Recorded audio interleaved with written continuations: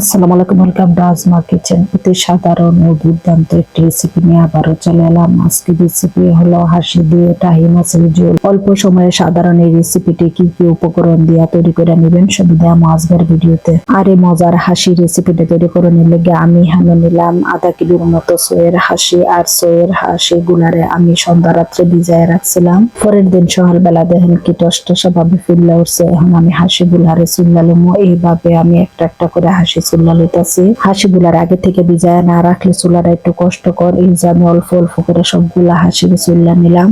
আর এই হাসির লগে আমি যে যে উপকরণ গুলা দিব এগুলার এখানে কাটতে লইতাছি। ফুললে আমি একটা পেঁয়াজ রে কাটটা কুচি কুচি করে ফুল্লা লইতাছি। পেঁয়াজের পর্ব শেষ করে আমি দুইটা চুক্কা বাইগুন রে এভাবে কাটটা কুচি কুচি করে লইতাছি।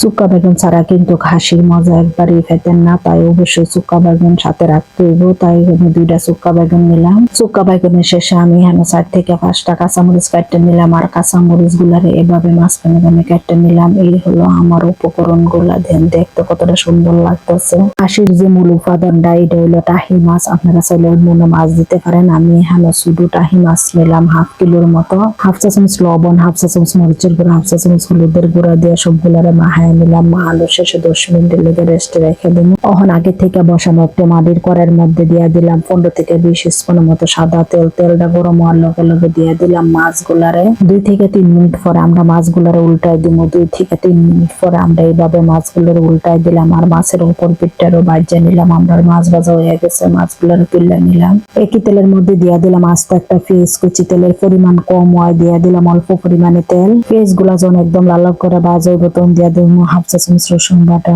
রসুন 30 সেকেন্ডের মতো ভাজার সাথে দিয়ে দেবো অল্প পরিমাণে পানি যাতে মশলা না পুড়ে। সাথে দেবো 1 চা চামচ মরিচের গুঁড়া, 1 চা চামচ হলুদের গুঁড়া, 1 চা চামচ জিরার গুঁড়া। মশলা থেকে যখন তেল বাইশ উঠবো তখন দিয়ে দেবো 1 চা চামচ লবণ। লবণ দিয়ে লাইড়া ছেড়ে আবারও দিয়ে দেবো অর্ধেক চুক্কা বেগুন কাটা।